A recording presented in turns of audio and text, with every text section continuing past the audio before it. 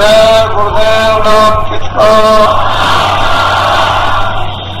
जय गुरुदेव नाम किसका।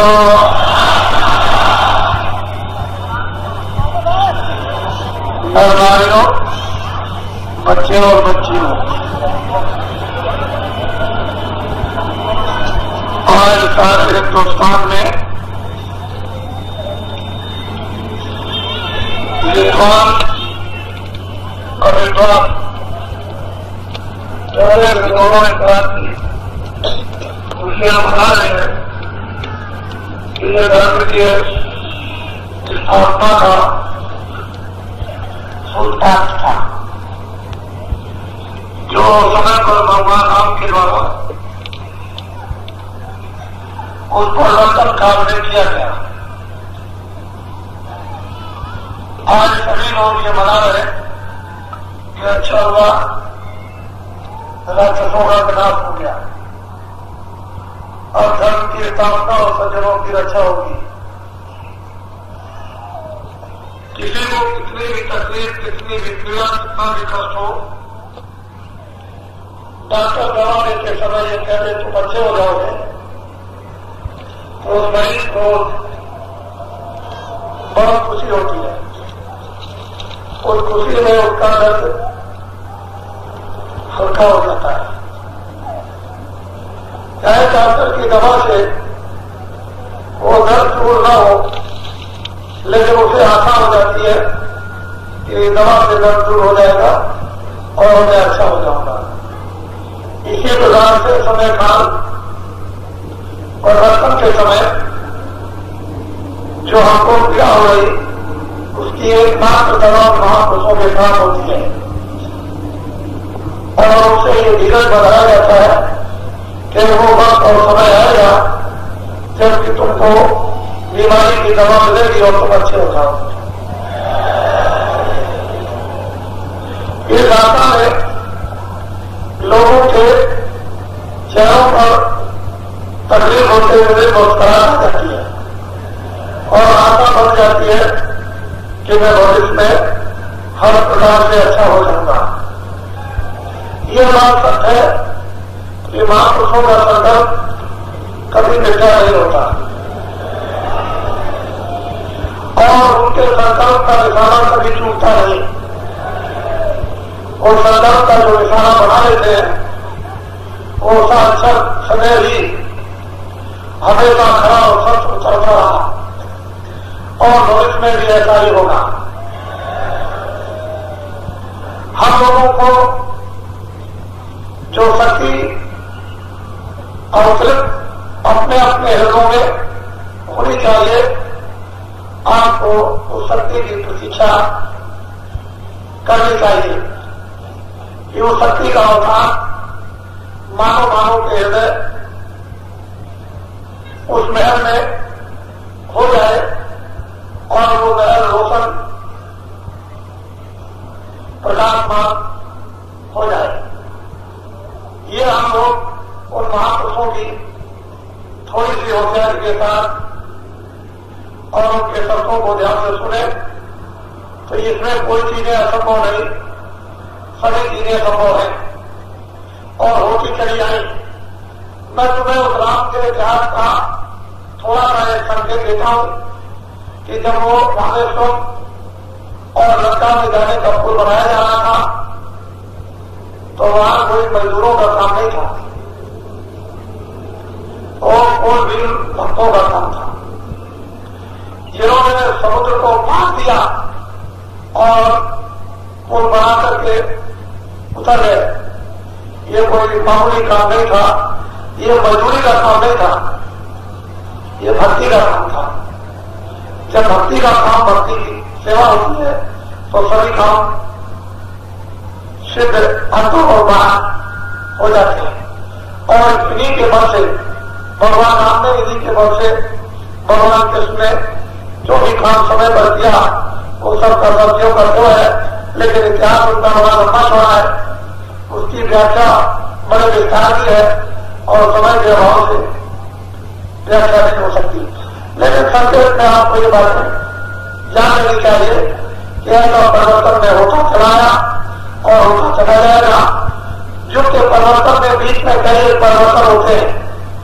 सतयुग के बीच में सतयुग और त्रेता के, सतयुग समाप्ति और त्रेता के प्रारंभ में बहुत से परिवर्तन हुए और त्रेता और द्वापर के बीच में बहुत से परिवर्तन हुए थे और द्वापर और कलयुग के बीच में बहुत से परिवर्तन हुए और कलयुग में भी बहुत से परिवर्तन हो गए। उन युगों के ज्ञान का और महापुरुषों के उस प्रकार ज्ञान का वास्तव में सही सही लोगों के सामने रखा जाए तो क्यों करते हो, सबको समझ में आ जाता। लेकिन हमारे पास में आज क्यों उलझन है, इस पेट के लिए हम लोग दीवाने और पागल हो गए कि ये मेरा पेट किस तरह से भरेगा। सारा ध्यान, सारी शक्ति, सारा धन और सारी सत्ता और सारा प्रेम, सारी मानवता केवल पेट पूजा के लिए इसमें विलीन कर दी। इसलिए महापुरुषों के समय समय काल और सारी शक्तियों के बच्चों का हमको ज्ञान अब रह नहीं गया और न उसका ज्ञान हमको हो सकता है, उसके लिए समय लगेगा। महापुरुषों की बात तो अलग है कि वो क्षण में कुछ ना कुछ करा दें, लेकिन वैसे ज्ञान नहीं हो सकता है। तो आप लोग सबके सब जो आपको सत्संग ऊंचा से ऊंचा मिलता है उसको बराबर आप अपनी दृष्टि को ऊपर जमाए रहें और तीनों चीजें बराबर याद करते रहें। उन तीनों चीजों का बराबर इस्तेमाल करें, व्यवहार में जाए। एक तो भजन, दूसरा ज्ञान और तीसरा स्मरण। ये तीनों चीजें अपनी प्रतिदिन कार्य में निरंतर होनी चाहिए। उठने के बाद और सोने के पहले और बीच बीच में जब भी आपको समय मिल जाए भजन का, स्मरण का, ध्यान का अपने मन को, बुद्धि को, चित्त को बराबर उपयोग में लेते रहो और अंतर ध्यान पर बैठकर बराबर उस नाम, उस शब्द, उस आवाज की प्रतीक्षा करो कि मालिक अपनी दया कर दे, जो कि उसकी आवाज आपके कानों में आ जाए और आपके कानों के स्रोत खुल जाए, साफ हो जाए और आप आवाज को पकड़ लो। वो आवाज में शक्ति का आधार आप स्वयं बन जाओ। वो तो शक्ति है ही, लेकिन आप में भी वो शक्ति का संचार उसी प्रकार से हो जाए जिस काल में बिजली नहीं है, प्लग लगाने पर बिजली आ जाती है। इसी तरह से जीवात्मा में शक्ति नहीं है, लेकिन उसके स्रोत खुल जाएंगे तो वही शक्ति का संचार मालिक के शब्द द्वारा आप में हो जाएगा। इसी तरह से दृष्टि में कि आंख हमारी बंद हो गई, ध्यान के समय मन को, बुद्धि को, चित्त को बराबर उपयोग में लो, काम में लो और बराबर ढाल कर उसको उस सूरज जीवात्मा के दृष्टि के साथ लगाए रहो, जिससे उसका स्रोत यानी आंख उसकी खुल जाए और उसके अंदर वो प्रेम और नूर सामने प्रकट हो जाए और पीने को भी मिल जाए।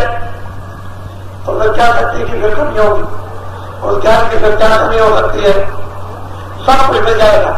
लेकिन जरा सा भी हम इधर कुछ चूक हो जाएंगे और भूल जाएंगे उन सब चीजों को तो बहुत मुश्किल हो जाएगा। अपना आधार प्रारंभ से लेकर वरांत तक बराबर ही बना रहना चाहिए। बीच बीच में जो भी कार्य काम आएंगे उनको आप अच्छी तरह से उसको करोगे, उन काम की व्यवस्थाओं में गड़बड़ी नहीं होगी। लेकिन जब आप स्मरण ध्यान भजन भूल जाओगे तो कोई भी काम करोगे उसमें गड़बड़ी हो जाएगी। इसलिए आधार तो ये है, वो आधार एक सिरा है जिससे बुनियाद पर आप खड़े हो जाओगे और उस पर मकान खड़ा कर सकते हो।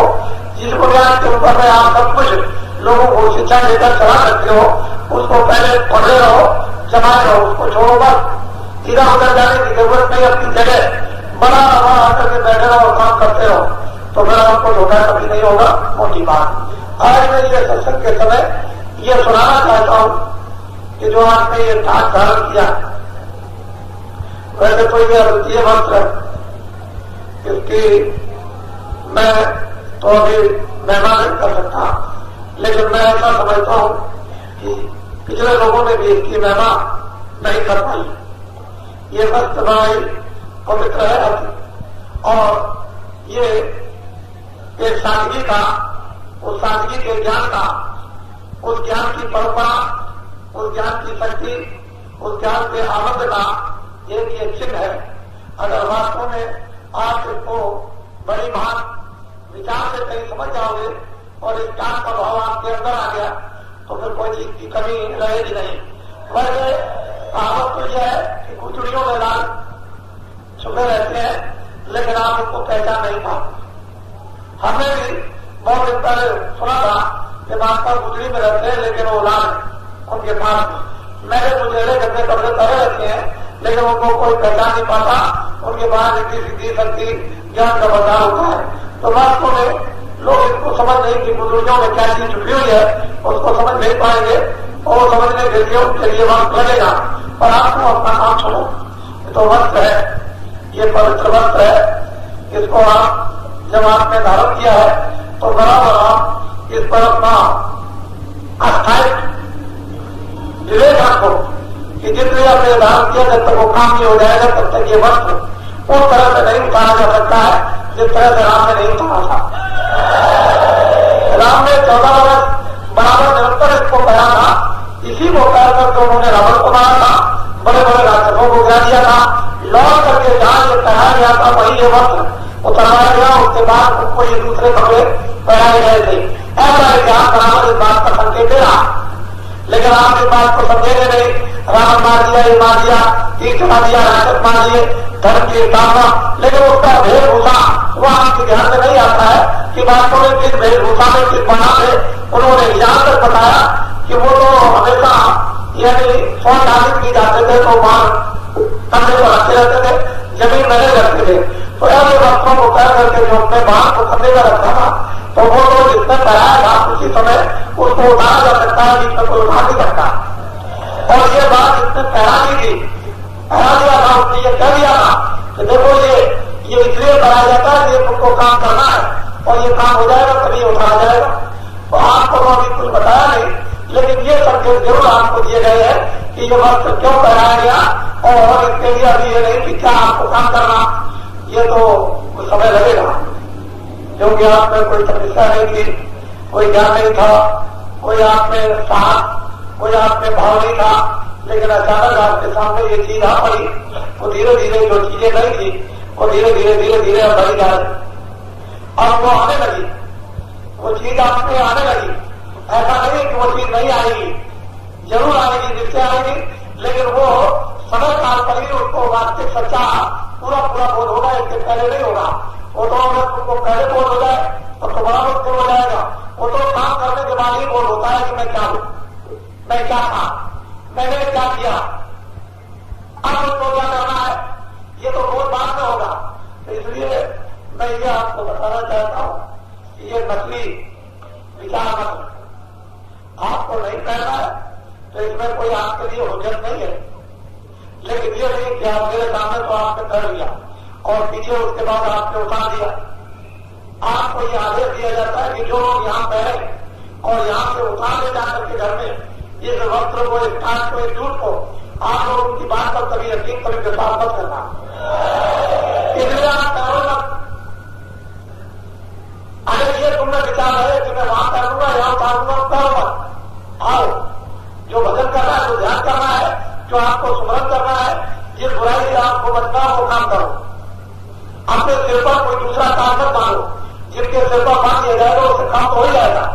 ये मत समझो कि काम नहीं होगा, काम ये 10 करोड़ से 20 करोड़ से 1000 करोड़ से 2000 करोड़ काम तो वो होना ही है, और जिसके से वो काम पता जाएगा उससे काम करा दिया जाएगा। आप क्यों परेशान होते हो, आप में ये कमी क्यों आती है कि यहाँ करते हो वहां उतार देते हो, वहां करते हो यहाँ उतार देते हो, कुछ नहीं।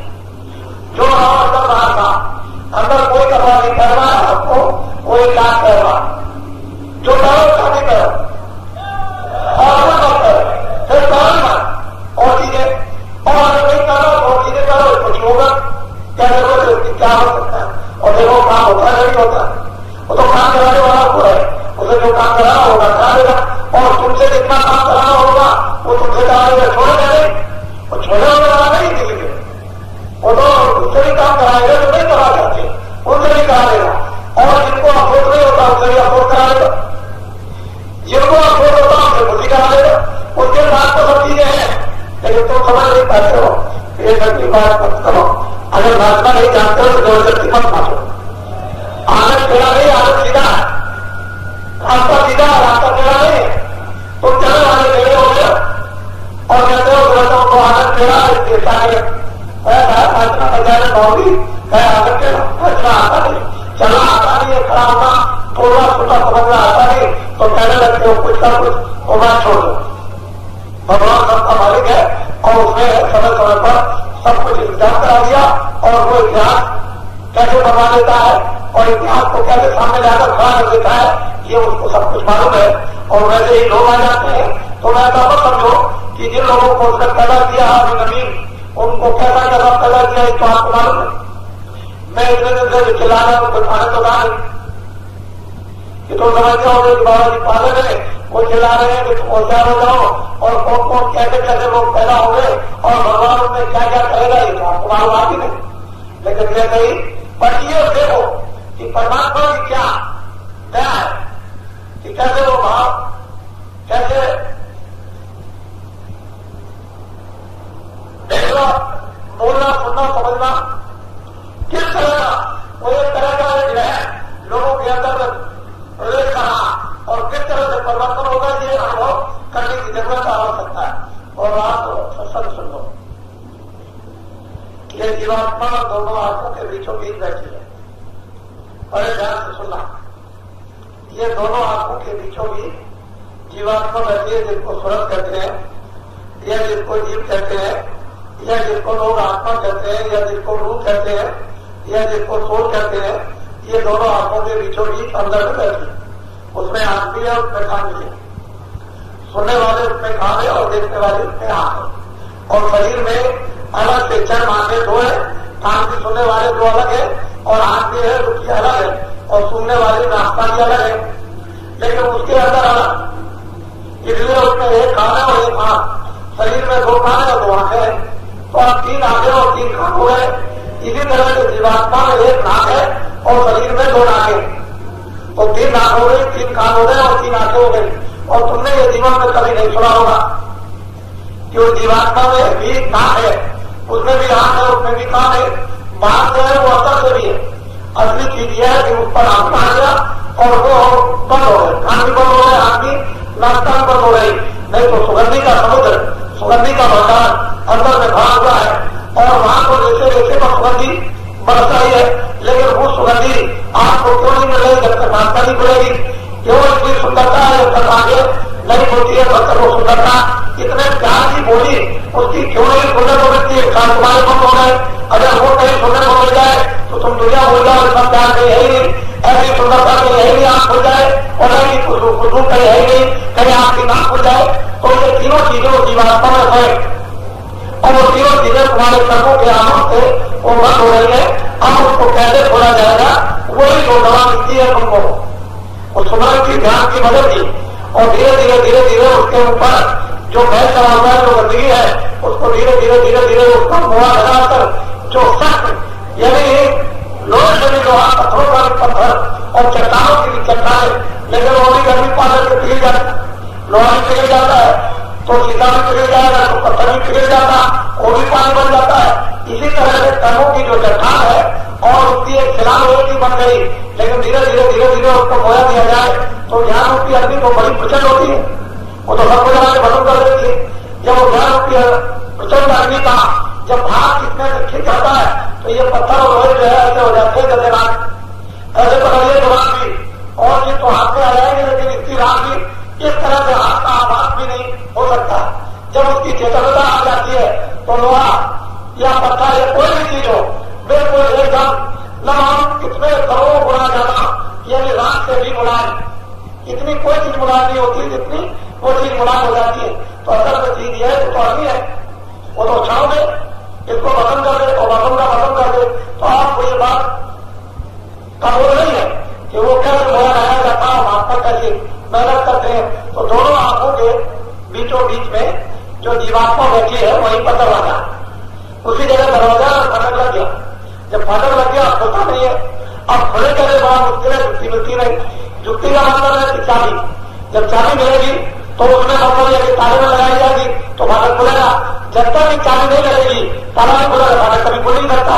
तो ये चाबी महापुरुषों के पास है, वो धीरे से उसको दे देते हैं और कहते हैं लो ये इस तरह से खोलो फिरो इसको घुमाओ, और जब आप घुमाने लगते हो धीरे से दरवाजा खराब से खुल जाता है, खुल जाता है, आंख खुल जाती है, कान खुल जाती है, नाश्ता खुल जाती है, सुगंधी मिलने लगती है, आवाज सुनाई देती है, उधर से दूर प्रकाश रोशनी लाइट पर दिखाई देने लगती है, ये बाहर की लाइट क्या चीज है। तो यही से बड़े बड़े लोगों का रास्ता और यही आंखों के सामने से शुरू हो जाता, दरवाजा खुला नहीं कि लोग शुरू हो गए, क्योंकि वो तो दुनिया दिन है, वो तो रोशन भी है, वो तो प्रकाशमान सृष्टि है, वो कोई अंधेरे का नहीं कि भाई चलो 12 घंटे के लिए सूरज उठ गया और फिर उसके बाद में 12 घंटे के बाद में रोशनी आ जाएगी। उधर तो सूरज उठता है और मतलब ये उधर निकलता है, तो रोशनी रोशनी प्रकाश नहीं करता। उसके लिए उसमें शक्ति का चर्चा, वो तो शक्ति कर रही है, उधर ज्ञान हो रहा, उधर अमृत हो रहा है, उधर आनंद हो रहा, उधर तो सब कुछ है, उसमें सब कुछ मिल जाएगा। तभी तो लोग जो है मस्त हो जाते हैं, इस दुनिया को भूल जाते हैं घरों में। राजा राज को छोड़ जाते सारे जाएगा कुछ नहीं, ये सब चीजें कहते खा भी रहे और गृहस्थ आश्रम बड़ा आश्रम था। महात्मा इसी में रखना चाहते थे कि गृहस्थ आश्रम में रहो और इसी में उस चीज को अपने कर्म करके प्राप्त करो, क्योंकि कर्म का भार दूसरे का तुम्हारे ऊपर में लेन देन का नहीं करेगा। अगर कहीं तुमने कर्म न किया और दूसरे कर्मों का भार तुम्हारे ऊपर लेन देन का, तो उसका भी मुद्रा तुमको चुकाना पड़ेगा। इसलिए तुम स्वयं कर्म करो उसकी रक्षा के लिए, शरीर रक्षा के लिए, और फिर उसके बाद में ये भजन करो, ये ध्यान करो, ये स्मरण करो, धीरे धीरे चाबी को लगाकर खोलो, दरवाजा खुल जाए, अपने घर की तरफ प्रस्थान न करो। उधर देखो कितना इतना बड़े बड़े दिव्य दिव्य लोग हैं और वो अलग अलग विभाजन है उसका, वो मान लिया है ये तो स्थूल सृष्टि है, इसके बाद में ये लिंग सृष्टि है, इसके बाद में ये सूचन सृष्टि है, इसके बाद में ये कारण सृष्टि है, इसके बाद ये परेली सृष्टि है। तो असल में सब भागों में उसको बांध दिया। यहाँ तक मतलब है कि ये स्थूल शरीर है, यहाँ तक ये लिंग शरीर है, यहाँ की आदता के सूचन शरीर है, यहाँ की आदता के इसका कारण शरीर है। इसके बाद जीवात्मा और कोई भी बंधन नहीं है, उसके बाद जीवात्मा आजाद स्वतंत्र हो जाती है।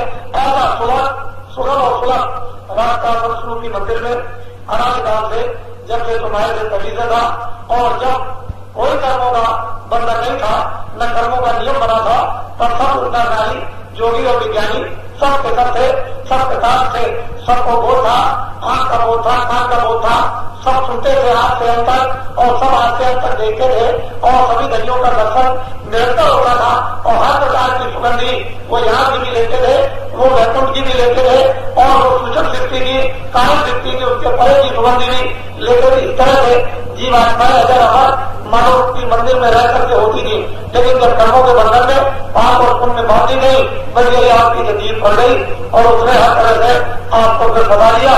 बताने के बाद अब उसने निकलने का रास्ता बंद कर दिया। अब आप अकेले क्या कर सकते हो, किसी महापुरुष की दया हो जाए, कृपा हो जाए, वो हमको पूंजी चाली दे दे, हमारे लिए कुछ मोया लग जाए और वो हमारे सख्त बंद जो दरवाजे वो टूट जाए, वो पिघल जाए, वो उतर जाए, तमाम कर दे, तो फिर हम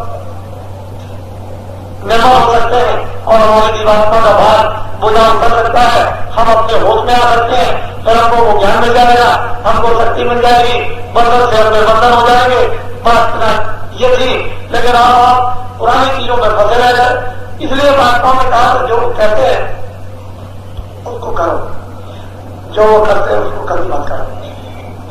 तुम करोगे फंस जाओ, वो जो कहेंगे उसको करोगे तो तुम निकल जाओ, क्योंकि उनके कराने में तुम फंस नहीं सकते हो और तुम अपनी इच्छा से करोगे फंस जाओ। तो जो कहते हैं महापुरुष उसको करना चाहिए, जो महापुरुष करते हैं उसको कभी नहीं करना चाहिए। क्यों? वो तो आप कर ही नहीं सकते हो, बहुत मुश्किल है। तो हम लोग ये समझ नहीं सकते, उनकी नजर को कभी करना नहीं चाहिए। जो आदेश होता रहता है हमारे सामर्थ्य के मुताबिक अनुसार उसी काम को हमको करते रहना चाहिए। जो सामर्थ्य करे उस काम को कभी भी करने की इच्छा नहीं रखनी चाहिए, नहीं गिर जाओगे उसी में तुमको धोखा हो जाएगा। महापुरुष तो बराबर तुमको उठाते रहते हैं, अगल बगल में दाएं बाएं आगे पीछे चलते रहते हैं, तुम्हारी सलाह करते रहते हैं और समय काल पर तुमको परिचय देते रहते हैं। लेकिन तुम इतने क्रोधित हो जाते हो, स्वाभिमान तुमको इतना घमंड जरूर आ जाता है कि महापुरुषों की परिचय को जहां जहां तुमको मिलती उसको भूल जाए, तो परिचय देते रहते हैं। कोई ऐसा नहीं जिसको परिचय न मिलता हो, लेकिन वो उसको भूल जाता है। बुद्धि का विवेक जब नष्ट हो जाएगा तो परिचय भूल जाएगा और बुद्धि में विवेक रहेगा तो निरंतर उसको परिचय होता रहता है। उसकी समान हर समय सोते उठते बैठते जाती बराबर होती रहती है। नामदान का उसका मतलब ही यही है कि जब नामदान दिया तो उसकी समान होती है, बराबर आगे पीछे होती रहती है। लेकिन गलती कर जाओगे तो उसका बच्चा रह जाए, तो काम उठा जाओगे, फिर वो परेशानी होती है, फिर जब याद करोगे तो फिर समान होती, फिर वही बात होती है। इसलिए पहले से याद रखो, वो मेरा पाठ करते रहो, वो इंतजारी करते रहो वो कब हमको पहचान देते हैं हमारे समाज की, उसे याद करते रहोगे कभी नहीं करोगे, जब तुम भूल जाते हो कहते हो बात कोई कि हमको परिचय मिली थी, हमको अनुभव हुआ था, लेकिन क्या करें हम सोच नहीं सकते। और फिर वो कहते हैं बाबा जी आए उन्होंने जगह दिया, और फिर कहते हैं दरवाजे में खड़े हो गए उन्होंने कुछ कह दिया, और फिर लोग कहते हैं भारत में हमको ये कह दिया। इस तरह की बात की झूठी नहीं है, लेकिन हम उसको लोग नहीं सच कर पाते, उनको व्यक्त करना नहीं आता है, कहना नहीं आता है और उस भाव तक पहुंचना नहीं आता। तो ये सब चीजें बड़ी रहस्यमय है, लेकिन आगे पीछे ऊपर नीचे दाएं बाएं बराबर तुम्हारे यहाँ रखे। पिज्जा नहीं छोड़ते, तुम्हारा समझो कि पिज्जा छोड़ देंगे। अरे कभी तुमने देखा है कि गाय का बच्चा रहता है गाय पीछे पीछे भागती, बच्चा नहीं रह जाए तो गाय तड़पती है, बच्चा चला जाएगा तो मां उसके पीछे पीछे चली जाती। पहले ये देखो कम से कम समझो तो उसके लिए, लेकिन वो करता होगा जब तक बच्चा हो रहे तब तक ये कुदरत का नियम है कि मां बच्चे के पीछे पीछे चलेगी। जब बच्चा बोध हो जाएगा तो फिर उसके पीछे नहीं जाती। इसीलिए जब तक तुम अरोड़ रहोगे तब तक महापुर वाले पीछे तुम्हारे सवाल करते रहेंगे, और जब तुम लायक हो जाओगे खाना हो जाए तो ये बात अब तुमको सोचनी और समझनी पड़ेगी। हमेशा उनको अपने बच्चे की तरह व्यवहार नहीं करना। इतना बुलाया समझाया मेहनत की तुम्हारे लिए आगे और कीजिए और तुम अभी तक अवोध बने रहे और उनको बड़ा होगा न बने तो फिर क्या कर सकता है? तुमने सुना गया, उसको समझा गया, हृदय में क्या बैठा है। ये सब चीजें वास्तव में हमारी पकड़ की थी और हम उनको बोलते रहते हैं तरह तरह। इसलिए जरूर भगवान जो घमंड है वो बुद्धि को नष्ट करता है, शरीर को व्याकुल कर देता है, फिर न मन लगेगा न चित्त लगेगा और फिर वो सत्ता को समझ भी नहीं चाहो पाओगे। इसलिए जरूर और घमंड जो बनाती है उससे बराबर बचते रहो। बुद्धि का विवेक जागता रहेगा, अस्थायी तुम अपनी जगह पर निशाना बनाए रहोगे और कभी भी अपने मार्ग से विचलित नहीं हो सकते हो। मोटी सीधी सारी बातें की है असली तुम्हारे साधन की प्रक्रिया प्रारंभ की ये है और उसको तो पकड़े रहो तो चलते जाओगे, गिरोगे कभी नहीं। क्योंकि वास्तव में ये तो खाने की दाल है, जिसमें हो तो गिर पाओ, निश्चय उतरो पार। अगर निश्चय हो जाए तो पार कर जाओगे और जरा भी गिरे रहते तो गिर जाओ। खाने की दाल है, लेकिन उस पर भी तुमको वो वापस संभालते रहते हैं बराबर। फिर वो संभाल में जब तुम गिरते भी रहते हो तो उठाते रहते हैं, फिर उसके तुमसे कोई बढ़ भी जाता तो जाते रहते हैं। तुम्हारे कसूरों को, तुम्हारी बुराइयों को, तुम्हारी गंदे पर्दों को साफ करते रहते हैं और तुम समझते नहीं। रोज चढ़ाओगे तो आखिर में तुम्हारा भी तो कुछ काम है, क्यों नहीं का सब काम रहेगा। अरे ठीक है तुम देर करो भूल हो गई, 2 दफे हो गए, 4 दफे हो गए, लेकिन अब तुम बार बार नहीं रहता हर बात पर भूल करो तो तुम्हारा काम क्या? फिर मानो तुमको जो आजादी रखा मिला उसका क्या काम है? बुद्धि का क्या विवेक है? फिर कुछ नहीं रहेगा, फिर कुछ तुम्हारा भी है। उनका जो है तो है अपना काम करते ही है, वो तो सर्वे करते रहेंगे, करते हैं बराबर नहीं करते रहेंगे, कैसे काम चलेगा। और तुम्हारा भी तो कुछ काम है, तुम भी अपना कुछ समझो कि मेरा भी कुछ काम, मुझे भी कुछ समझाया, मुझे भी कुछ बताया है, मेरा भी कुछ अधिकार रहता है, तुमको नहीं करना चाहिए। मोटी सीधी सादी बात है। तो ये होली का एक ऐसा त्योहार आता है कि हम लोग पहले समय में ये सभी चीजें नहीं खेला करते थे। ये कूड़ा कचरा फैला ये नहीं कहना करते थे, कूड़े कचरा फैला जो अंदर रखा हुआ इसको बाहर निकालते थे। ये कूड़ा कचरा बोरी का नहीं कि तुमने ये उठाया बोरी वाला और तुमने दूसरे के ऊपर मार दिया, ये नहीं। अंदर का कूड़ा कचरा फेंका जाता था, इसको बोरी में फेंक दो और फेंक करके सब लोग अपने अपने दिलों का हृदय का फेंक कर मन से बुद्धि से है बाहर निकाल करके गले मिलो और ऐसे गले उस भाव से मिलो जो वास्तव में सत्य है।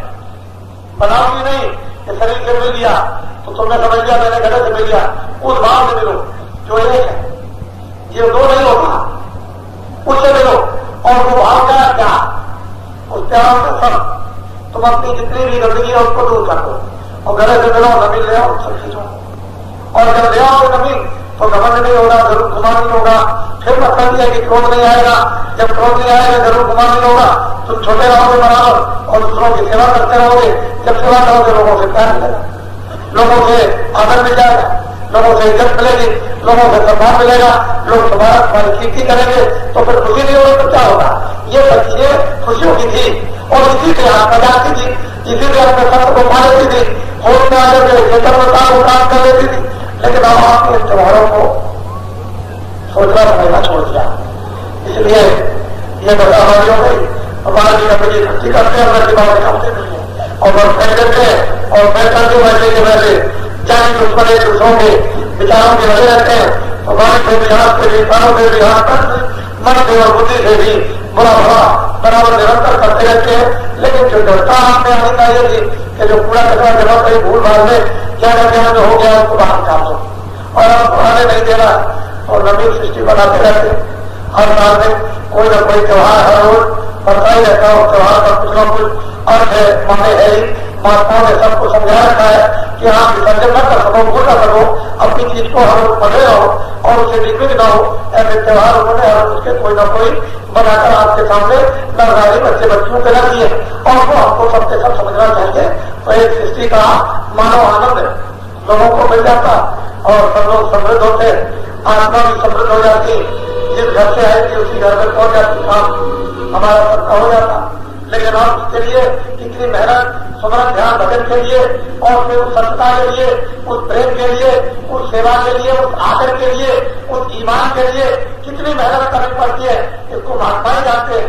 अगर वो चीजें पहले से आपने उतरती रहती इतनी मेहनत की क्या जरूरत थी कि बाहर की चीजों की मेहनत करते, मन को सारी ताकत फौरन लगा देती जीवात्मा पर और एकदम से निकल के ऊपर आ जाती और चल रही खड़ी हो जाती उस रोशनी में और सारी शक्ति को यहाँ उतार करके और लोगों के सामने खड़ा कर देती। ये तो ये जवाब आपको करता, इससे न मालूम कैसा हो जाता नहीं जाता।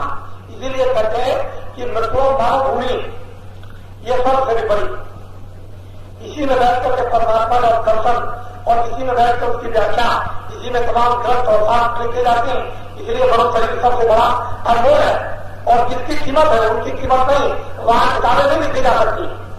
वो लोग अपने अपने लोग में रहेंगे, आनंद लेते रहेंगे, लेकिन वो किताबें नहीं लिख सकते, व्याख्या नहीं कर सकते जिस तरह से यहाँ। इसलिए मृत्यु में मानव शरीर सबसे श्रेष्ठ और सबसे ऊंचा है और इसी में बैठ करके सब लोगों ने आग और अंत तक का सब कुछ उन्होंने देखा और पाया और सब कुछ लिखा है, यही गिरे जाते हैं। ये अर्थात बहुत मूल और अनमोल है ये मृत लोग और इसकी कीमत देखो शास्त्रों में संतों ने अवर्णनीय कर दी, इसकी व्याख्या नहीं जा सकती। इसलिए भूमि का भी कोई महत्व होता ऐसी बात नहीं है। और तो मैं तो ये सोच रहा हूं कि घर पर से भी इस समय ज्यादा हो रहा है। अभी थोड़े दिनों में कार्यक्रम आपके इसके पहले बड़े बड़े हो चुके हैं और धीरे धीरे आपके बहुत बड़े बड़े कार्यक्रम अभी गोपनीय अध्यात्म का थोड़ा बड़ा रहस्यमयी 1 महीने का जो हुआ उसमें तो जो लोग साथ थे वो या जो लोग जिन स्थानों पर थे वो वही इसका अनुभव कर रहे हैं। बाकी सुनने वाले तो थोड़ा बहुत तो अनुभव करते ही है, ऐसी बात नहीं है। और उन स्थानों के काफी लोग आएंगे इस समय पर। ये कार्यक्रम बराबर जगह जगह होते रहते हैं। आज ये 16 मार्च है 1984 का ये दिन है और ये मथुरा आगरा बाईपास है, ये तो आश्रम है, यहाँ पर आप उपस्थित हुए हो और आपको इसका लाभ सत्संग का मिलना ही चाहिए और इसीलिए आपको बुलाया जाता है कि आप अपने उच्च कोण का लाभ इस स्थान पर आकर के प्राप्त करें। हम इसके लिए बुलाते हैं, कोई दुनिया की बात नहीं हम करते हैं। हम तो वही अध्यात्म प्रसिद्धियाना उन्हें राम पर अनुराधा संकल्प और दया निधाना परमार्थ ये रास्ता परम सुना। परमार्थ का रास्ता जो है वो तो महात्माओं के जो जगह पर होते रहते हैं, कोई इसी अध्यात्म प्राप्ति की व्यक्ति के लिए, लेकिन लक्ष्य उसका वही होता है कि जीवात्मा अपने घर में वापस लौट करके पहुंच जाए, क्योंकि ये घर आपका नहीं है। जन्म मरण एक है, कारखाना है, जन्म मरण का एक नियम है और उन योनियों में जाने का एक विधान बना दिया। 4 खाने 84 लक्ष्य योनियां अर्थात नर्क और उसके लिए कर्मों की सब क्रिया बनाकर उन्होंने रख दी। इन कर्मों से ऐसे ऐसे तुम्हारा जन्म और मरण होता रहेगा।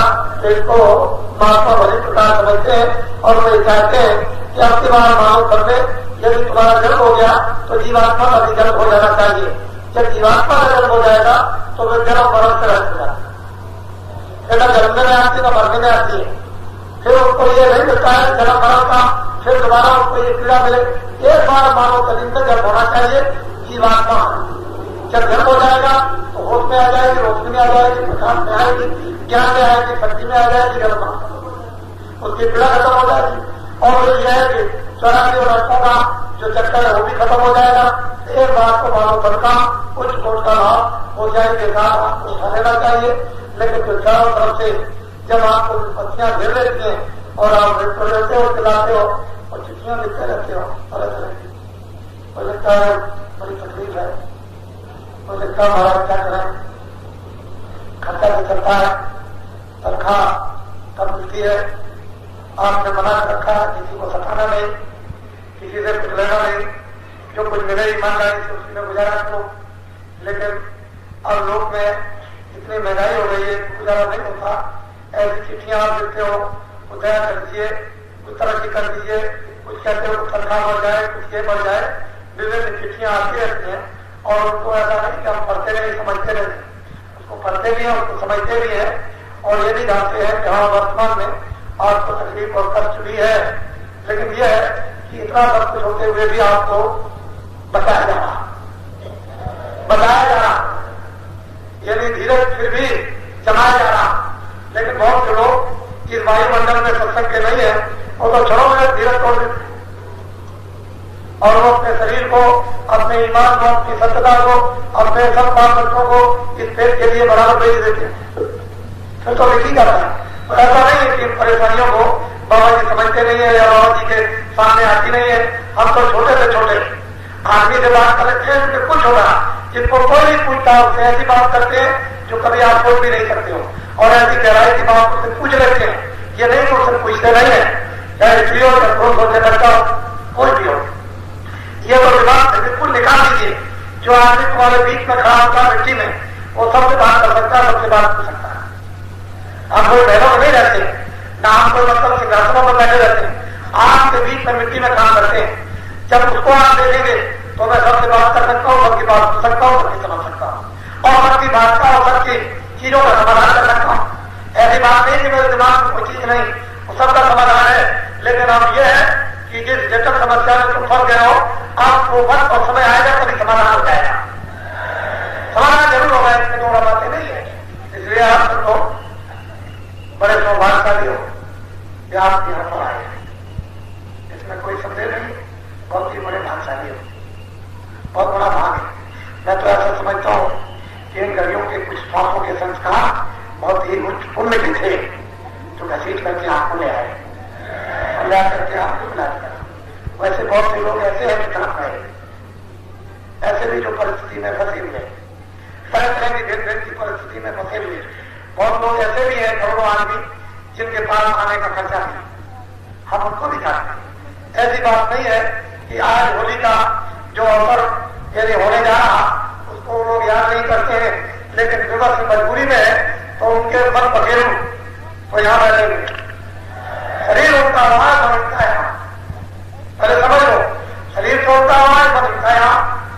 उनके पास इतना साधन, इतना दृढ़ और धन नहीं है कि वो बस से आ सके, वो ट्रेन से आ जाए, लेकिन मन उनका यहाँ है। तो जितना मन यहाँ बैठा होता है, ये आपका शरीर कहाँ है तो जहाँ मन जाए।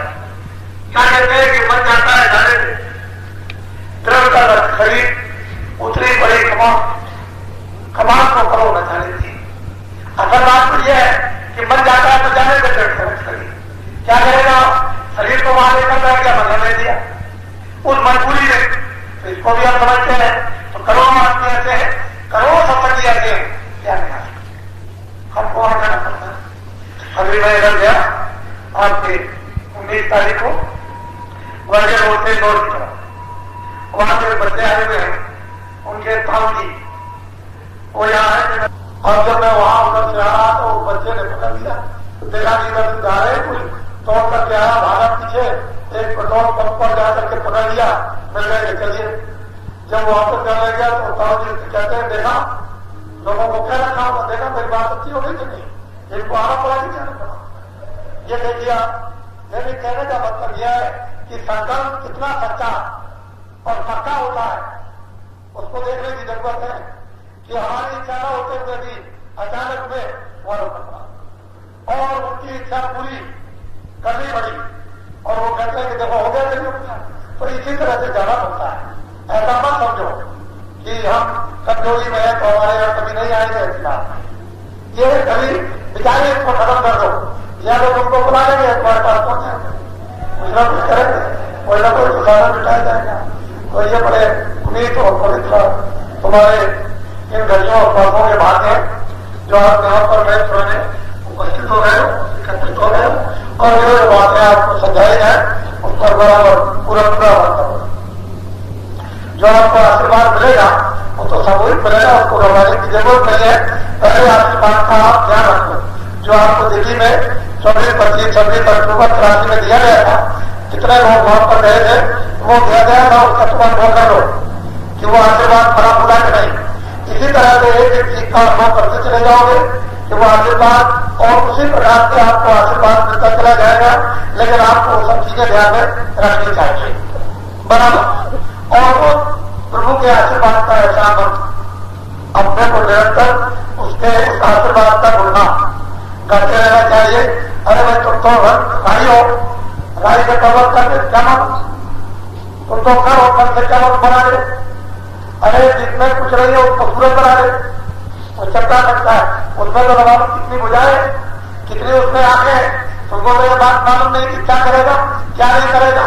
तो यही बात सोच करके उसके गुणगान, वो जो अंदर में उसका नाम मिल गया, उसका रूप मिल गया, उसका स्थान मिल गया, उसकी आवाजें आपको मिल गई, निरंतर उसका गुणगान करते रहो और मैं बराबर उसी के लिए आपको भरसक कोशिश करता रहता हूँ कि आप उस पर विश्वास कर लो, तुम्हारे चित्त में बढ़ जाए, तुम्हारे मन में बढ़ जाए, तुम्हारे दृष्टि में बढ़ जाए, तुम्हारे अंदर उतर जाए, तुम्हारी आंखें खुल जाए, तुम्हारे कान खुल जाए, तुम्हारी नाश्ता खुल जाए, तुम्हारा फाटक टूट जाए, तुम यहाँ से कर दो।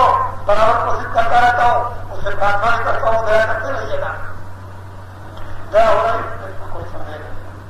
तो ये जो कार्यक्रम हो गए तो छोटे मोटे कार्यक्रम है, आप तो देखते हो कि 50-50 साथियां एक साथ होती है, तो छोटा मोटा काम ऐसा होते रहता है। ये ऐसे काम जो अद्वितीय होते हैं, ये रेडियो पर नहीं आते या अखबारों पर नहीं, कभी भी रेडियो इतने बड़े बड़े कार्यक्रम हो रहे हैं, आपने कभी रेडियो अखबारों पर नहीं सुना, कभी भी स्वप्न में भी रात को सोते रहो तो ये विश्वास आप कभी मत करना कि मेरा कोई समाचार रेडियो अखबार पर आएगा, कभी भी स्वप्न में भी। यानी बात तो आप छोड़ दो, लेकिन स्वप्न और मौत के वक्त में नहीं थे, लेकिन काम 15 जाने के वक्त में नहीं थे, उस समय पर उन्होंने 4 फीट बनाकर और सभी उनके सिद्ध थे और उन्होंने इतना बड़ा काम कर दिया। और तो कितने करोड़ हो गए, कोई 1-2 करोड़ नहीं हो। देखो पहले सुनो ध्यान से, जो न्याय पंचायत है उसमें आप 5 टोलियां बना करें, 5 आदमियों की 5 टोलियां तैयार कर रहे, फिर उसके बाद ब्लॉक में 5 टोलियां बना रहे, उसके बाद तहसील में 5 टोलियां बना रहे, उसके बाद जिले में 5 टोलियां बना रहे। ये आपकी टोलियां अलग है, ये कोई टोलियों उनसे मतलब कुछ नहीं है, ये बिल्कुल अलग, इनकी रूप होगा टोलियों की बिल्कुल अलग। उनमें 5 टोलियों में 25 आदमी होंगे, 25 आदमी जिले के, 25 आदमी तहसील के, 25 आदमी ब्लॉक के, 25 आदमी न्याय पंचायत के, इस तरह से और अलग अलग बिल्कुल विकास की बात। इसको अच्छी तरह से व्यवस्था दे आपको पैसों पर मिल जाएगा और उसी अनुसार से आप एक नवीन ढंग से आप इस कार्य पद्धति को बिल्कुल काम रूप में ले आए, इसकी स्थापना कर दें। हमको इसकी जरूरत पड़ेगी, तुमको इसकी जरूरत पड़ेगी, तुमको भी बड़ी जरूरत पड़ेगी, मुझे एक बड़ी जरूरत पड़ेगी, इसलिए ये टोलियां बिल्कुल अलग आएगी, ये तिगड़ी बड़ी बिल्डिंग आएगी, इसको ध्यान में रखेंगे। ये अलग टोलियां होंगी और टोलियों की रूपरेखा मैं यही 2-3-4 दिनों में पूरी समझा देता हूँ, घबराने की जरूरत नहीं है। जो आपने 3 साल पहले यदि काम को पीछे कर दिया, उसी काम को 3 साल के लिए उस समय को पूरा करना, 3 साल का जुटा हुआ कार्य आपको जल्दी से ही यदि उसको कवर कर देना कितने महीनों में, वो मैं आपको सब बता दूंगा। ध्यान रखिएगा। पीछे जो मैंने बात कही थी जहां जल्दी से जल्दी आप कोई बना लो, लेकिन आपने उसको ध्यान दिया तो वो काम कर बराबर उस समय को लेकिन पूरा कर लेना है। ध्यान रखिए उसको अच्छी तरह से। और एक ऐसी अद्वितीय तोड़िया होगी तो आपको रात में व्याख्या सुनने को मिलेगी, लेकिन मैं आपसे कहूँ मेरी बात जान देता हूँ और मैं ये कहना चाहता हूँ कि गुजारा तो आपका नहीं होता, इसमें कोई संदेह नहीं है, क्योंकि 500 रुपए 500 रुपए में क्या होगा। आजकल की महंगाई आपको बहुत परेशान किए हुए कुछ होता नहीं। जब आप तनख्वाह पाते हो तो तनख्वाह 15 दिन में खत्म हो जाएगी। बहुत खेल खान करके तो 10 दिन को 3 भागों में बांट दो, तो जब तनख्वाह मिलती है तो 10 दिन तो आप कांग्रेस के हो जाते हैं। जो खूब आओ वो इकट्ठा करो, तो आप ये करो वो करो वो करो वो करो, उसको में खाओ, ये खरीदो वो खरीदो, 10 दिन को कांग्रेस और 10 दिन आप सोच रहे। फिर समझ रहे बड़ी मोटी बात बता रहा हूं, तो 10 दिन कांग्रेस 10 दिन सोचते और उसके बाद 10 दिन कांग्रेस। समझ लो आप, मुझसे सबको माने मत पूछना, बस तुम अपने ढंग की बात को समझ लो। जब तनख्वाह मिलती है तो 10 दिन तुम कांग्रेस ही रहते हो, उस 10 दिन में तुम्हारी तनख्वाह खत्म। फिर तुम इधर से दोस्त रहे, पहले चला गया है मालिक के साथ लेता हूँ, साथ को लेता हूँ, अभी करके दे दूंगा, मैं करके दे दूंगा, और तेरा लेना क्या दूसरे रहते हो अपने उसको मित्रों से। उसके बाद फिर कांग्रेस ले आए, अरे बेटे के महीने 2 महीने में आ जाएगा, ठीक है जाएगा, उससे लाया सरकार, फिर उसको छुड़ा दिखा दिया, फिर उसको लाठी दिखा दी, मार देंगे तुमको, तुमने जल्दी का मारा और मेरी बदनामी की, तो 10 दिन तुम कांग्रेस में रहते हो। तो 10 दिन में 3 भागों में बांट को 10 दिन कांग्रेस थी, 10 दिन 2 दिन 10 दिन कांग्रेस, और बताओ कैसे पूरा दिखा अभी को समझते हैं, ऐसी बात नहीं है अभी समझते। और फिर यह है कि हमको भी आप कुछ ना कुछ करते कोई धोती जाओगे, कोई उसी में से ये जाओगे, उसी में से आप सत्य नहीं मानेगा, अच्छा नहीं मानेगी, तो लगभग हमने कुछ नहीं किया, कोई सेवा नहीं की, तो कुछ ना कुछ हमको भी दोगे, क्योंकि हमको तो तुम 2 दिन देते ही हो, 2 दिन इसमें तो कोई बात नहीं, और भी उसी तरह में देते हो। अगर वैसे तुम जाओगे और कहेंगे तुम ये कैसे तुमने किया, तो तुम्हारे लिए बहुत बड़ी मुसीबत खड़ी हो जाएगी। तो ये भी समझता हूँ, ये भी समझता हूँ, ऐसी बात नहीं कि नहीं समझता हूँ, लेकिन इसका कोई उपचार तो निकाल नहीं पड़ेगा, तो रास्ता तो नहीं पड़ेगा, रास्ता ढूंढना होगा। हमने अपने जमाने में देखा है, जब 3 रुपए तनख्वाह मिलती थी एक सरकार की, तो वो गाँव बच्चों को यानी घी खिला देता था, दूध भी पढ़ा भी देता था, लेकिन आज हमारे महीने में 2.5 रुपए में पूरा परिवार का पालन पोषण करता था, और आज हमें बता देता था कि महीने में 4 बता देता था, और वो 4 में मतलब 1000 रुपए बड़ा जो बचाता था, और कुछ नहीं लाखों रुपए निर्धार हो कुछ नहीं। देखिए कितने भाव का अंतर हो गया, 4 में वो 1000 रुपए के बराबर और लाखों रुपए 1000 रुपए के बराबर। हमने वो भी जमाना देखा, 10 रुपए के जब जमाना में तभी देखा, जब 15 रुपए सरकार की थी जब भी देखा, और मैं आपको बताता हूँ 42 रुपए में एक मास्टर को यानी 25 रुपए की सरकार थी 42 में, और रजिस्टर भारत के आप देख लीजिए तो 25 रुपए और 20 रुपए को सरकार की थी, और 42 में यानी 15 रुपए में एक मास्टर को सरकार की थी, और उसी को देख लिया। और आप छोड़ दीजिए 42 की बात आपको बता रहा हूँ, पीछे की बात को छोड़िए, लेकिन यह गुजारा भी करते रहे तो 4-5 रुपए बचा लेते थे, पूरे घर शासन का ईमानदारी के साथ पालन पोषण करते हुए बैठा था उसने, आने का सत्कार भी करते थे, गुजारा भी जमाना है तो 2 वर्ष 4 वर्ष से और होने में जाता वहां से यहाँ तक आओगे, आगे जाने के फिर पहुंच जाओ, गोरखपुर जाओगे फिर पहुंच जाएंगे, तो तुमको ज्यादा पड़ जाएगा, और तुमको 2-4 करके सामने आना जाना जरूर है, तुम आगे नहीं जाते हो। एक बहुत बड़ी परेशानी खड़ी है, आश्चर्य बात है अधिकार से, और अमृत करता यह डायरेक्ट का रखा था, अभी कोई डायरेक्ट की बात नहीं, यदि अंग्रेज जब जाते जाते तो ये डायरेक्ट का रखा था, और आप छोड़ दीजिए कितना लगेगा, तो ये भी सब समझ रहे उसका पूरा अनुभव है, ऐसी बात नहीं है, और आगे जो आएगा उसका भी अनुभव कर रहे हैं, और सब विचार के साथ में बहुत आगे की बात को अच्छी तरह से ध्यान में रखेंगे, और जो कुछ है उसमें नहीं, उसमें तो आप सच्ची में किसी रहे हैं, लेकिन आगे की मेरी बात आपकी समझ में आ रही है, धीरे धीरे सब चीजें समझ में आती है। यह तो बात है हम लोगों का छोटे मोटे समाज में 10 करोड़ आदमी होते हैं, 10 करोड़ कोई बात नहीं होती है। देखते बाबा जी जो सरकार पीट है उससे तो कोई काम किए नहीं, काम तो लेने का समय आया, हम काम लेकर के आपको दिखा देंगे करा के कि वो तो यही कहते रहे कि हमने कोई काम नहीं लिया और अब काम जब आएगा तो दिखा देंगे काम लेकर कि 10 करोड़ आदमी क्या काम करते हैं, वो तब देने को आपको मिलेगा। लेकिन हमने कोई काम अभी तक नहीं लिया। कोई आदमी सोचता है बाबा जी ने कोई काम लिया, कुछ नहीं, हमने काम लेने का कोई विचार नहीं किया था। लेकिन हाँ मेरा विचार बन जाएगा काम लेने का, तो देखिए 10 करोड़ आदमी कैसे काम नहीं करते, तो काम दिखाएंगे।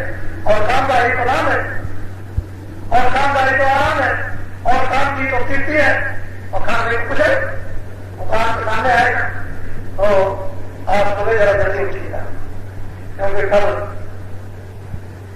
आप सभी लोग यहाँ पर वृत्ति होती बड़ी लक्ष्यमान होती होती है, बड़े बड़े राजी रहते हैं और मारते हैं, मजबूरी मारते हैं। ये नहीं है कि मतलब वो ढाली कर लेते हो और सब कुछ भी इधर मार देते हैं, तो कितनों के ये बदल छूट जाते हैं। यहाँ और सारे गाँव जगह होती बनाई जाती है, वहां लोग देखते हैं और वहां शहरों में देखोगे कितना कूड़ा कचरा सब फेंकते हैं, मतलब ये उस तरह का नहीं। लेकिन आप जिस तरह से होली लोग खेलते हैं, हम लोग प्रेमी आपस में सब लोग मिलजुल करके प्रेम से खेलेंगे और एक दूसरे में बनेंगे। कल होगा थोड़ा सा जल्दी उठिएगा और चलेंगे, इतनी जल्दी काम मत कीजिएगा, और वो जब कहा जाएगा तब आप सुन कीजिए, उसका आनंद लीजिए। अभी तक तो आपने ऐसा किया कि जब जब क्या आपकी करिए तारीख तभी आपने कर दिया, तो वो आनंद नहीं मिल पाता। और तो जब बहुत कुछ सुन लीजिए, सुनने के बाद फिर उसके लिए तैयार होंगे, और तैयार होने के बाद फिर उसका आनंद लीजिए, और तो वो ठीक रहता है। नहीं तो बड़ा आप उठेंगे और इधर में थोड़ा सा जो नए लोग आए हुए हैं वो थोड़ा आराम भी कर लेंगे कर जाएगी, और मैं आपकी थकावट तो सही गई, थकावट तो आपको है ही, क्योंकि अगर थकावट आपको उसी को आप आती है, थकावट को आप उठा करके आए, आपको मतलब यह है कि बिना थकावट के हो तो कोई ऐसी बात नहीं किसी तरह की। तो नए लोगों को भी अवसर जो बेचारे आए हुए दूर से इसको देखने के लिए, चलो बड़ी तरह के बाबा जी कुछ मंडली है, चलो देखेंगे। तो हमने कोई समाज नहीं बनाई नहीं और पुरानी बड़ी आ रही है, ठीक है, उसी को आप समझ लो, उसी को आप समझ लीजिए, जो पुरानी है उसी को ठीक कर लीजिए, नहीं कोई बनाने की जरूरत क्यों पड़े। जो व्यवस्थाएं भाजपा छूट है उसी को ठीक कर लीजिए, अपनी जगह पर आ जाइए, बात खत्म हो जाए, विचार का खत्म हो जाए बोलने की, और उसका समझ लेने लगिए। हम कोई भी व्यवस्था ऋषि मुनियों की किसी भी समाज की तोड़ते नहीं, ना हम कोई नहीं बनाते, जो पहले भी है उसी को हम सुझा देते हैं, और हम कहते हैं उसी को याद कर लो, उसी का आनंद लेने लगो, बात सब अपनी जगह पर आ जाए, सब धर्म की संस्कृत दूर हो जाए। और ये लोग सब परेशान ये सब देखते हैं तो सब ज्यादा लगाते हैं बिल्कुल ठीक ठाक, ये बिल्कुल ठीक ठाक होगा, और ऐसा ही बहुत सारे बदलाव होगा कहीं, ये अक्सर क्या भाव को समझते हैं। लेकिन कहने में मजबूरी में बात समझ में जब आ जाएगी, पास में आओगे तो सब ठीक हो जाएगा, पास नहीं आती, वो सब कोई फंसे रहते हैं। इतनी तंग भी है, यदि समाजों देखे यदि तकदीर उनके इतने विचार बन गए कि वो आलोचना करते हैं, उनको बिल्कुल आलोचना निर्जर कर देते हैं, उनकी व्यक्ति का विचार आलोचना क्या बड़ा भाई करता है, इतने आलोचना किसी के काम करती है, उनकी आलोचना और करती है, क्या करें कुछ नहीं कर सकते। इतना बड़ा दायरा बना लीजिए कि किसी की आलोचना तुम्हारे ऊपर कोई असर करे, वो एक आलोचना करेगा तुम सब उसके 1000 समर्थन को बात करोगे, तुम्हारा समर्थन भी तो कोई समर्थन है, और आलोचना झूठी आलोचना और समर्थन भट्टा समर्थन, उसका समर्थन करोगे और वो पर यह सबको आराम मिल जाएगा, झूठी आलोचना करोगे वो सब ठीक होगी। और ऐसा हमारे मंदिर क्यों क्यों ऐसा हम सभी लोग सबको बनाते हो सब है ऐसा तो आप लोग सबके सबको जय गुरुदेव। देखो 18 तारीख को तो इस सड़क पर जो पैदल 24 मील जो ऊपर यात्रा करेंगे बर्फ के लिए, वो गणेश चक्कर बढ़ाने को जाएगा नहीं। जब वो जाने का प्रस्ताव होगा तो उन सबको जाने वालों को चक्कर लगेगा, लेकिन जो यात्रा में नहीं जाएंगे उनको जाएंगे, उनको नहीं लगेगा, उनको चक्कर लगाने की जरूरत नहीं है। अब आप सब बात नहीं समझ पाओगे,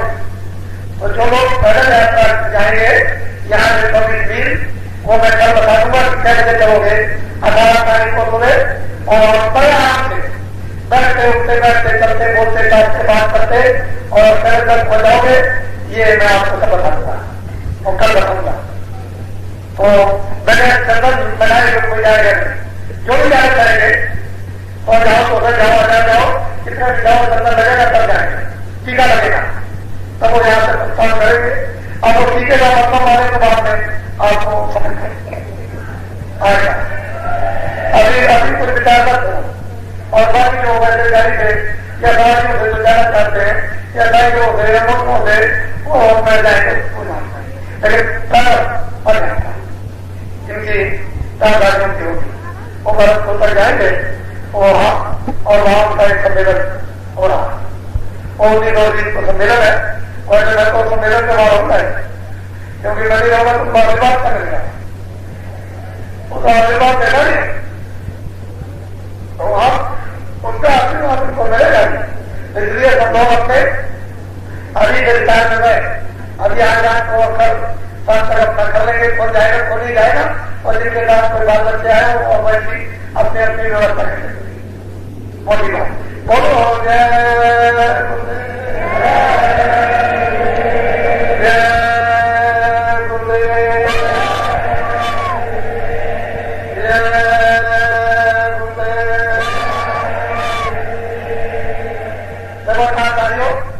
आपके यहाँ आज इंडिया के अध्यक्ष भी यहाँ आ गए और लगभग बातों के अध्यक्ष भी यहाँ पर उपस्थित हो गए। आप लोगों के यहाँ पर आ गए और वो वहां तो मिलेंगे ही आपको, तो आप लोगों की जो भी बात होगी वो सब वही पर होगी। यहाँ पर आपको सबसे सत्संग मिलेगा, वहां वो सब कुछ मिलेगा और जो लोग वहां सीधे पहुंच रहे हैं वो लोग सीधे वही जाएंगे उसी जगह पर, यहाँ आने की उनको क्या जरूरत तो सीधे वही पहुंचेंगे अपने अपने समय पर पहुंच जाएंगे। तो वहां पर उपस्थिति होगी, वो छोटी उपस्थिति वहां पर नहीं होगी, बस में बहुत बड़ी उनकी बीच को उपस्थिति होगी और तो तुमको आंखों से देखने को ही मिलेगा। तब उसका आह्वान कीजिएगा। जय गुरुदेव। फिर बोलो देखो दादाइयों ये हमारे इंडिया में शोर बता हुआ है, भारत का ये छोटा मोटा शोर नहीं है, समूचे भारत में शोर का बचा हुआ है। अब आपको ये सोचना है कि कोई भी रेडियो कोई भी अखबार ये देखिए आपकी जिसमें नहीं कोई समाचार कोई सूचना नहीं है, लेकिन भक्तों की सूचना होनी चाहिए। इंडिया में देख लीजिए, इसी से आप सोच लीजिए ये सब जगह सूचना है तो बात है ऐसी बात नहीं। जय गुरुदेव। जो यात्रा में जब मैं गया था 1 महीने के लिए, जो लोग आए होंगे उस यात्रा में थे, जो लोग उन लोगों की तलाश करेंगे और उन लोगों से मिलेंगे और बातचीत, और जो लोग वहां के आएंगे वो आप लोग उन लोगों को पहचानते हो, उन लोगों को आप ढूंढ लेना प्राप्त कर लेना और मैं जानकारी भी आपको मिल जाऊंगा उनका रखा आपके बीच में, आप उनको भी बता देना कि मैं एक स्थान था, मुझे भी याद करा देना मेरे सामने, जब आ जाओगे तो याद करा देना ना, उसी समय समझ पाऊंगा। आप इधर तो छुपे रहोगे तो ठीक नहीं है, सामने आओगे तो अच्छा रहेगा, बता देना। बहुत अच्छी बात आपने दर्शन दिए, मुझे बहुत